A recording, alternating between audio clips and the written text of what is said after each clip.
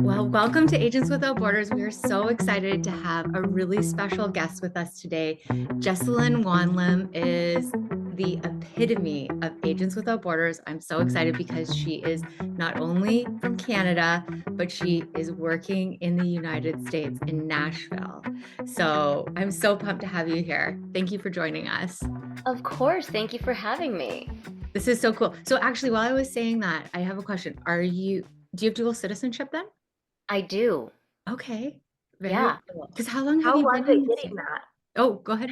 Yeah. How was it getting it? Okay, Yeah, was it so I hard? think me and like we were living in LA when I got that. So I want to say it was maybe around 2016 that I managed to get my my citizenship.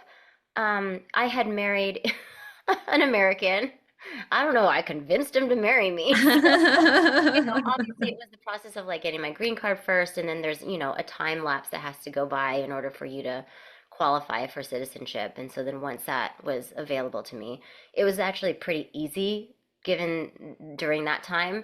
So yeah, it just was easy breezy for me. Oh, that's awesome. And so speaking of LA, so you're an actor and a real estate agent, which I think is very cool. So is Yeah, that I how you mean, ended up in LA? Was that you were starting with acting first, or were you in real yeah. estate right away? So I started in acting in New York in like early 2000s when I was there studying. I was actually at Juilliard for dance. Oh, Then I dropped out because it just was not my cup of tea.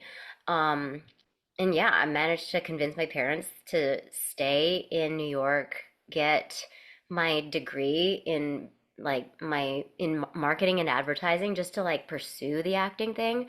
So then the acting ended up making me move to LA. Was there, 2009 was when I first moved to LA. And I think by 2014, I was kind of like, I don't know if I should be doing this anymore. So I just kind of like was trying to figure out what I was going to do outside of acting, and real estate was one of those things that I said, let's just get licensed. And then during that whole process, I ended up booking one of my bigger roles, which was Orphan Black on BBC America. oh, very And cool. during that time, like, I was studying for it, and then after that show ended, that season, I I took my real estate exam. First time I passed, because that's a feat in and of itself, right? Like not a lot of people pass their first time. Um, and then after I passed, I booked Working Moms, and I was like, oh my God, what am I gonna do? Because I worked so hard. I Yeah. worked so hard to get this license. And then so we shot the first season, obviously not knowing if it was gonna get picked up or do well or whatnot. I just hung my license after that. And the rest is history. Yeah. So I just started in LA, and then I think 4 years later, COVID hit, and then we had to like make a shift, and then had a baby right before COVID hit. And then we just said, you know what, maybe we need to get out of California for a second.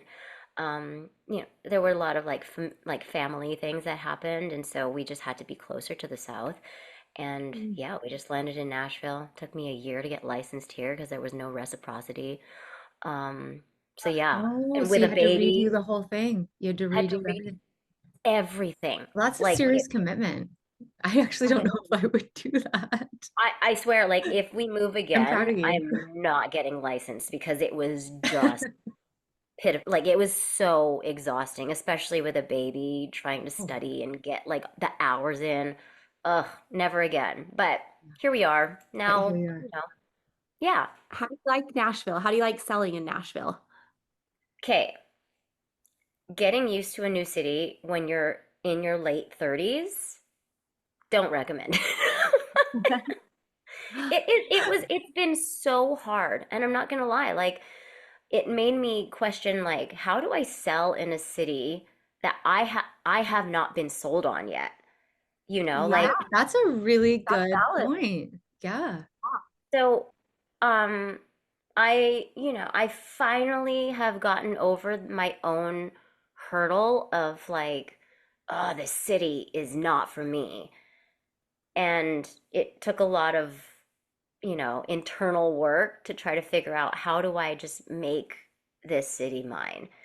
And so that has been my story to tell on Instagram because I don't want to pitch a city that I haven't fallen in love with. So let me just tell you my version of it and how I'm going through it and working through it, and maybe you can relate to it. And that has built my page in terms of people reaching out to me expressing their same concerns and questions. Like I'm getting, DMs being like, "Oh my gosh, I'm thinking of doing the same thing. Can we hop on a call and like have a real conversation because you seem to be going through the same thing and you just so happen to sell real estate, so let's just talk." That's Love that. actually amazing. Yeah. So is I that love your that. primary source of business is your Instagram and people just coming to you? Yeah, They're because finding you. I don't know about you, but every sort of like lead gen way of in real estate has felt so antiquated to me and Mhm. icky or just Mhm. not relationship based whatsoever. I wasn't gonna door knock because, not for nothing, but it's not safe, Yeah. especially in the US. Yeah. Um, and then cold calling, I sound like a child, so I don't want to have to do that and sit with a headset. And, postcards are not my jam because Hmm. it seems like you're literally throwing money in the trash. Hmm. So I fully committed like earlier this year, I think it was like May, I just fully committed to saying, you know what, let me just try this Instagram thing. And yeah, I've gotten like four, maybe five clients off of it in the last 4 months. That's awesome. That is so awesome. Well, I have to say, your Instagram page is really lovely. People need to check that out. We're going to share it as well in the comments so people can find you. But I loved it. I was stalking you a bit. I admitted that to you before. And okay, I have to say, the one that I love so much is the shower. The one where you're, I actually watched that a couple of times because it made me laugh. Like, I was just like, you know how you just start looping and you're like, Yeah. oh, like, You so know, it's so you funny. build houses too, right? Is that Yeah. you develop properties, which I think is Yeah. really cool. So you develop them. Tell us a little bit about that.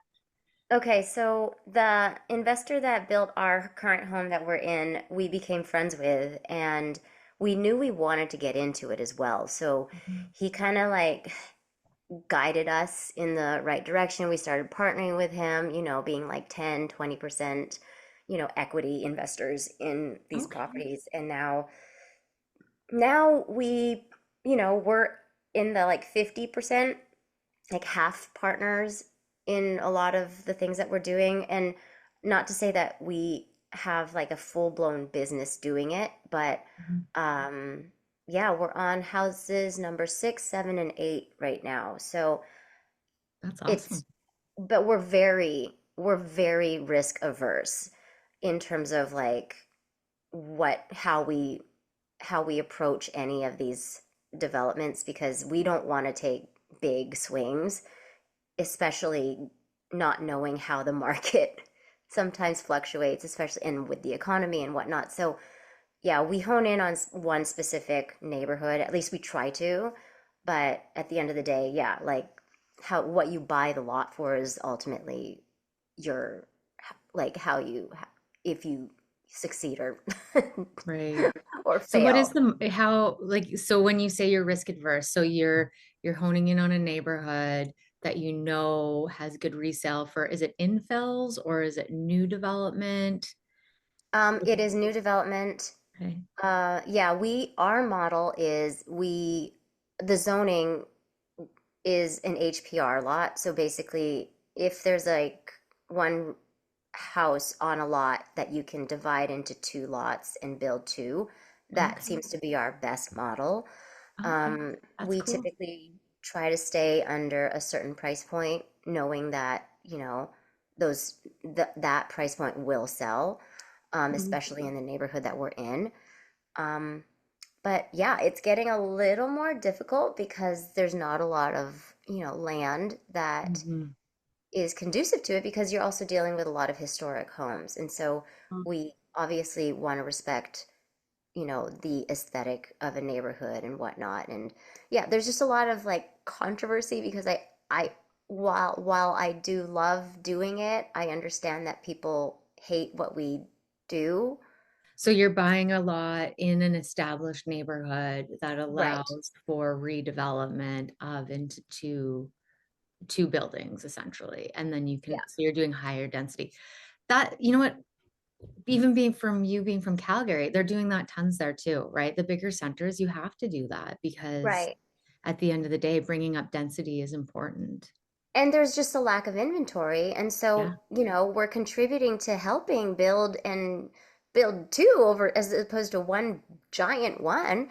Like we're 100%. we're we're really catering to what is needed. Mhm. Um, but then, there's a lot of people that fight it because Nashville has become slightly more unaffordable, especially in the locals' perspective.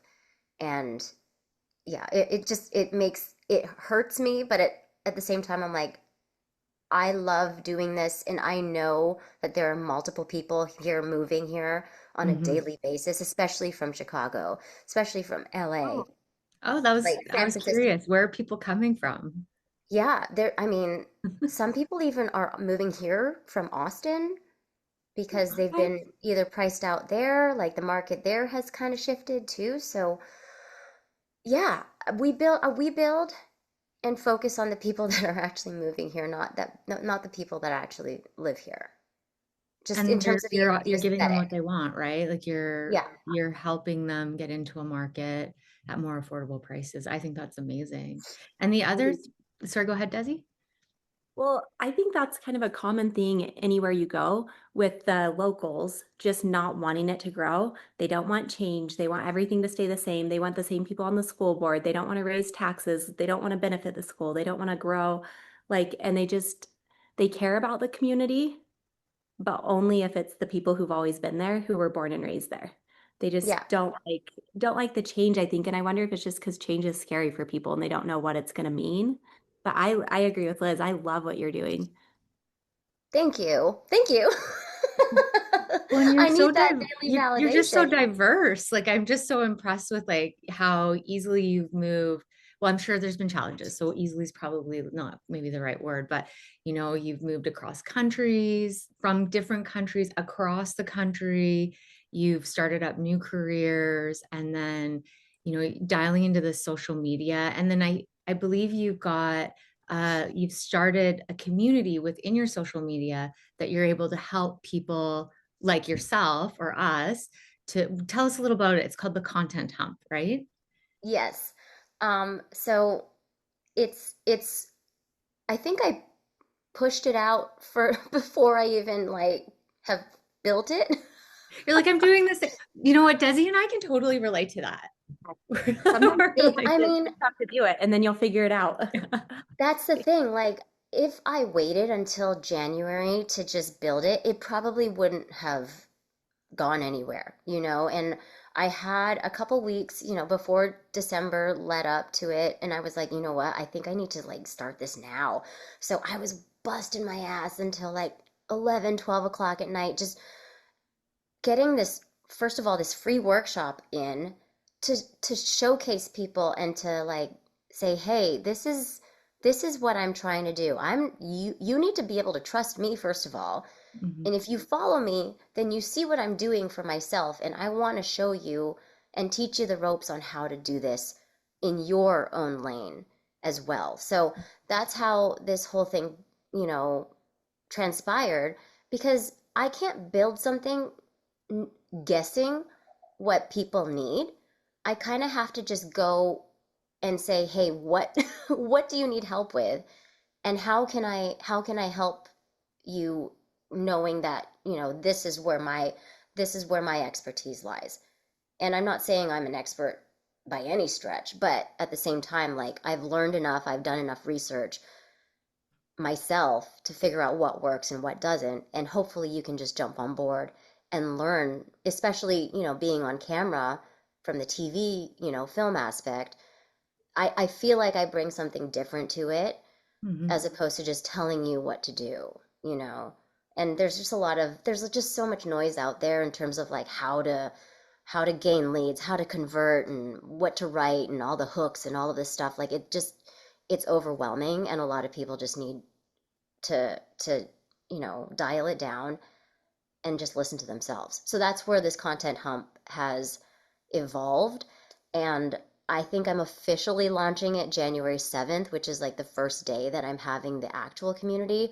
But, Okay. I have some members that have already joined. And yeah, next week is going to be like kind of like the second workshop that I end up helping with the people that have already committed to it. And yeah, I'm really excited, and I'm just hoping that it grows into something, that mostly agents will appreciate and see like, okay, I do have to dedicate time to showing up online, especially if this is a platform that I want to get leads from. Yeah, I think that's so cool. So can you like kind of, so it's the content, it's called the content hump, and the can you just kind of give us an idea of exactly what it is? Like, you're offering information to people and ideas about how to build out their content or schedules or all of the above. It's just tell us a little Okay, bit more about it. Fill it out a bit. so the content hump is going to be a weekly call Okay. where, I sit down on hump day. I had to stay on brand. Oh, I love that. Oh Yes. my gosh. Okay, So, so like Yes. hump day, I love that so much. I was like, because like I was just kind of like, how do I make this fun? And you know when it's gonna happen. It happens on a Wednesday. Like yeah. this is who I am. Like I can't, not do that. So we gather for an hour. I probably I'll be sharing a lot of my insight Keep at the going. top of the calls, and then we break off into, questions and open-ended questions in terms of like, hey, I have this idea. How do we fine tune it to make it pop? Or I'm struggling with my my content calendar or my systems in place. How do you come up with all of these ideas? And so, my workshop last week, we talked, oh no, it was this week. My workshop was on Wednesday, like 2 days ago. Um, we talked about like who you are and your niche. And when we broke off into like understanding that, because it seems to be that a lot of people struggle with the confidence and showing up authentically as themselves online. And so even the basics of that and how to move past those struggles, like I'm listening to all of their humps per se, and we're going to tackle those on a weekly basis. And then on top of that, it ends up being, I'm going to be providing resources. I'm going to be providing, inspo posts that they can probably gather their own ideas from, not necessarily Mhm. copying it, but just Yeah, just just in terms of inspiration. like helping people stay consistent and getting their content to the finish line is my absolute goal, because I know consistency is super important in terms of like understanding how to show up, because you can't just be posting once every 2, 3 weeks and expect the algorithm to understand and know who you are in order to push out to the right audience. I love that. And it brings us to one of our questions that we like to ask our guests. What is one small habit that you developed to be able to make that consistency possible? So I had to kind of work backwards with that, because I know, here's the truth. My business was so slow. Like my leads, my pipeline was non-existent. So because of that, I said, you know what? I have time to dedicate to social media, so let me go full force. And I post 5 times a week. I'm not necessarily on stories, because stories is a whole other thing, and it's kind of overwhelming for me still to this day. But I knew I committed to posting every day, Monday to Friday. And from there, listening to my audience and seeing what they liked and what they gravitated towards, it made me realize, okay, they want more of that. So then now I structure everything based on those three things that they love seeing from me. And it's just like a smorgasbord of like all of those. And so I can hone in on what I'm focusing on, if that makes any sense. So then my Yeah, ideas aren't scattered, Yeah. and yeah, then that way they know what to expect of me. yeah, Well, I think that's the big conversation piece that we're having as well is like with AI, how it's so polished and like super like blingy and splashy. Hey, Desi, like we've been talking a lot about yeah, authenticity, and Desi is so good at showing up on her show, on her stories, like authentic.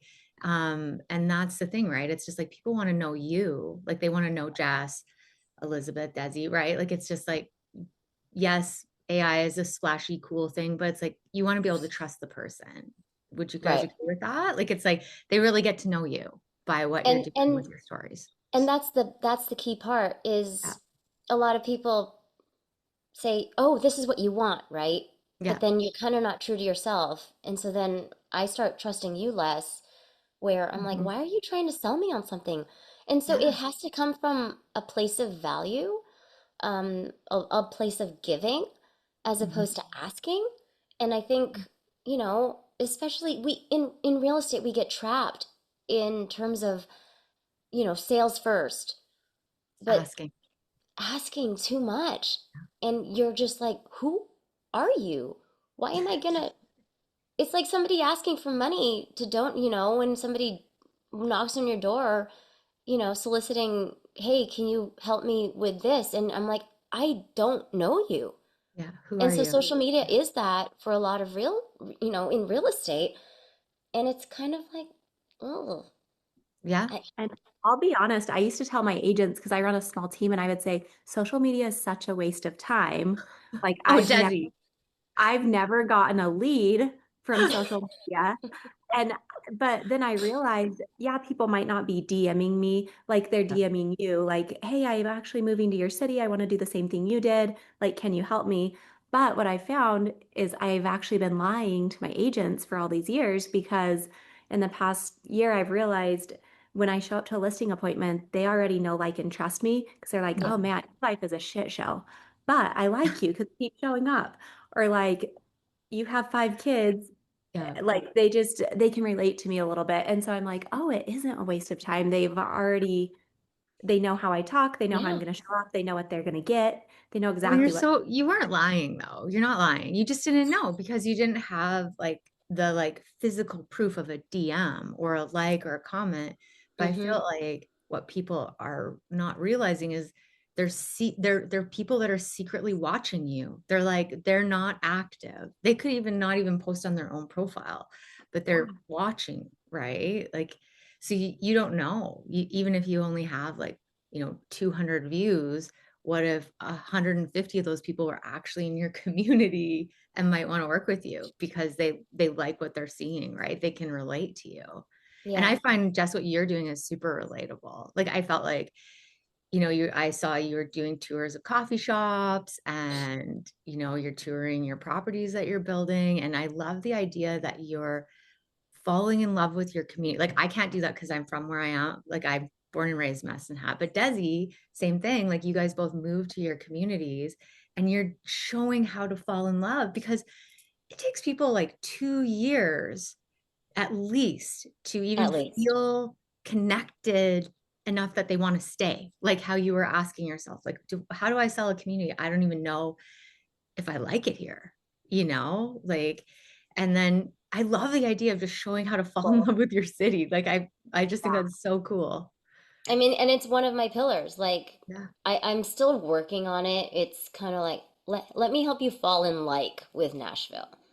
You don't I have to love You love have to it. fall in love. You can fall in like just that. like Fall it. in Fall line. in That's like. so good. It's like a job. Like just So good. fall in like with this job. Yeah. Yeah, because some people have to move here out of, Yeah. necessity, job, relocating for a job. True. You don't have to love everywhere that you live. You just have to like it enough to survive. Yeah, Yeah. And it's not all about like cowboy hats and bolos, No, it's not. right? I'm I going to know, you Nashville know what? because I I was so thought it was all about disappointed, cowboy Desi, hats that we and didn't bolos. wear our bolos today. I was like, oh, she's from Nashville. We should totally bring, because Desi and I are trying to bring back the bolo. you are. I'm gonna Oh, send you, that's I'm gonna post it and I'll tag you. Yeah. okay. Because like a Oh. couple of days ago, I was like, bolo. I don't know. I love it. So Then the next day I was like, oh, That's you can just wear it like a necklace. I'm going to wear mine tomorrow. So I wore mine yesterday. So do Yeah. you have any books that you read to help inspire you to in the business? Like are you into that or a podcast or anything that you can recommend listening to?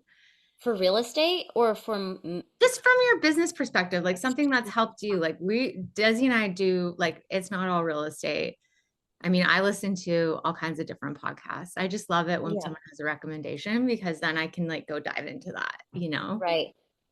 Well, my biggest inspiration is Chris Do, and he is very much a personal brand.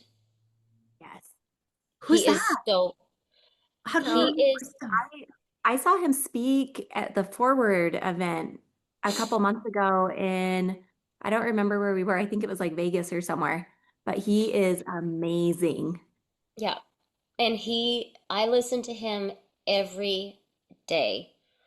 Um, Mostly because just the way he approaches business as a brand, as a personal brand, I think everybody should really aspire to that way of operating a business because it is so much more fulfilling and thoughtful of how you empathize with your audience and the people that you want to do business with. And it's a lot more personal to me, and that's how I love building my relationships, and then they turn into I love that. clients or transactions. Like there is no there's a lot of giving, not a lot of asking, and I think that that is like everything I believe in and I aspire to on a daily basis because I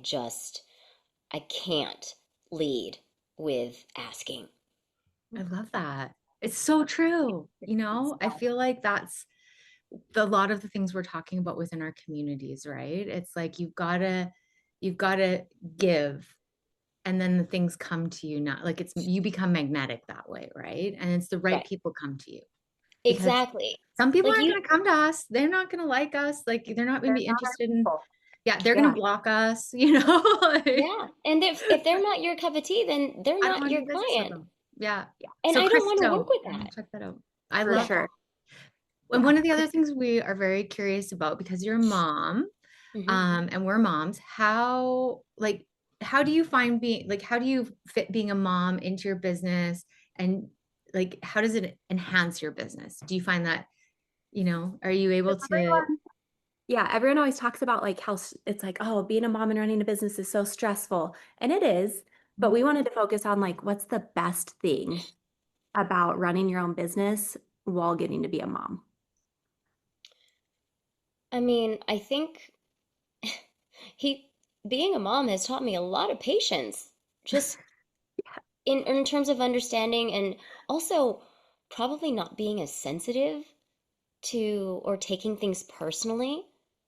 Like everybody is going through their own stuff, and so oh, I I I I don't think anything is easy about That's so running a business true. and and motherhood. Like I know I need to get better at my boundaries in terms of like when I need to shut it down in order to be fully present. Yeah, And so if anything, yeah, boundaries and and being a lot more sensitive to and patient. I think those are the three things that are like the biggest I love that.